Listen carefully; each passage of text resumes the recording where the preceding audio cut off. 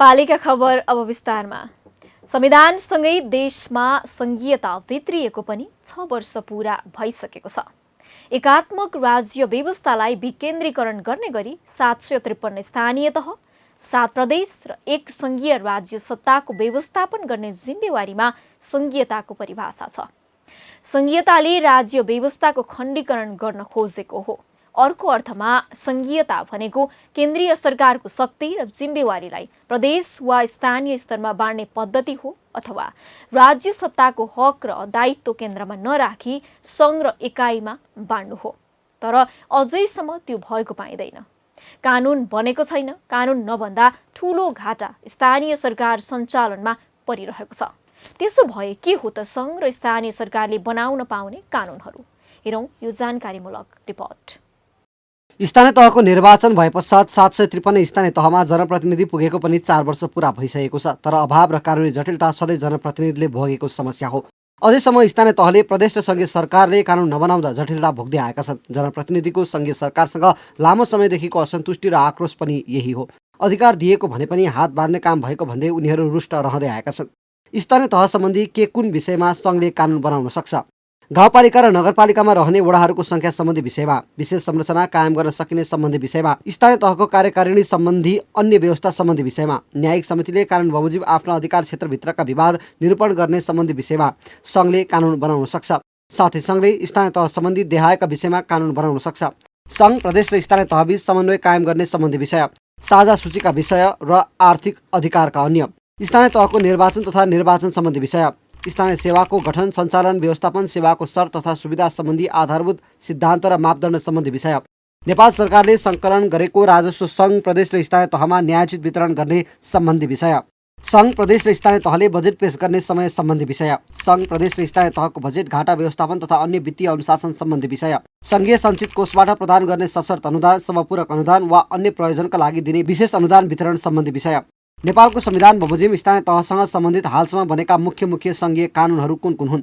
स्थानीय सरकार सञ्चालन ऐन 2074, अन्तर सरकारी वित्त व्यवस्थापन ऐन 2074, कर्मचारी समायोजन ऐन 2074, राष्ट्रिय प्राकृतिक स्रोत तथा वित्त आयोग ऐन 2074, स्थानीय तह निर्वाचन ऐन 2074, स्थानीय तह निर्वाचन नियमावली 2074, स्थानीय तह निर्वाचन निर्देशिका 2074, गाउँ कार्यपालिका तथा नगर कार्यपालिका निर्वाचन निर्देशिका 2074, जिल्ला समन्वय समिति निर्वाचन निर्देशिका 2074, स्थानीय तह निर्वाचन विवाद निरूपण निर्देशिका 2074, स्थानीय तह निर्वाचन कसुर तथा सजाय निर्देशिका 2074। स्थानीय तहले बनाउनु पर्ने कानुनहरू के हुन्? गाउँसभा तथा नगरसभाले अनुसूची 8 को गाउँपालिका तथा नगरपालिकाको 22 वटा एकल अधिकार क्षेत्रका विषयमा स्थानीय कानुन बनाउन पाउँछन्।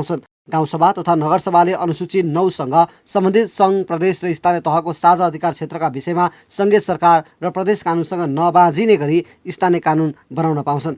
गाउँपालिका तथा नगरपालिकाले बनाउनु पर्ने मुख्य कानुनहरू: कार्यविभाजन तथा कार्य सम्पादन नियमावली धारा 218, निर्णय तथा आदेश प्रमाणीकरण सम्बन्धी कानुन धारा 214(5), स्थानीय तहमा कर लगाउने सम्बन्धी कानुन धारा 228, स्थानीय तहको आर्थिक कार्यविधि कानुन धारा 229, स्थानीय तहको राजस्व तथा व्ययको अनुमान सम्बन्धी कानुन धारा 230, कार्यपालिकाको बैठक तथा निर्णय सम्बन्धी व्यवस्था, कार्यविभाजन तथा कार्य सम्पादन नियमावली बमोजिम हुने, न्यायिक समितिसँग सम्बन्धित म्याद तामेली, पक्षहरू उपस्थित गराउने तथा मिलापत्र गराउने प्रक्रिया, लगतकट्टा गर्ने लगायतका कार्यविधि, सङ्घीय कानुनले निर्धारण गरेको आधारभूत सिद्धान्त र मापदण्डको अधीनमा रही स्थानीय सेवाको गठन, सञ्चालन, व्यवस्थापन, सेवाको शर्त तथा सुविधा सम्बन्धी अन्य व्यवस्था सम्बन्धमा स्थानीय तहले कानुन बनाउन पाउने, एकीकृत सम्पत्ति करमा छुट दिन सक्ने मापदण्ड, गैर सरकारी सङ्घ संस्था, उपभोक्ता समिति, सहकारी संस्था लगायतका सामाजिक तथा सामुदायिक सङ्घ संस्थासँगको समन्वय सम्बन्धी कानुन, पदाधिकारीको आचार संहिता बनाई लागू गर्न सक्ने, स्थानीय सरकार सञ्चालन ऐन दफा 112, स्थानीय तहको सार्वजनिक खरिद नियमावली, स्थानीय सरकार सञ्चालन ऐन दफा 74,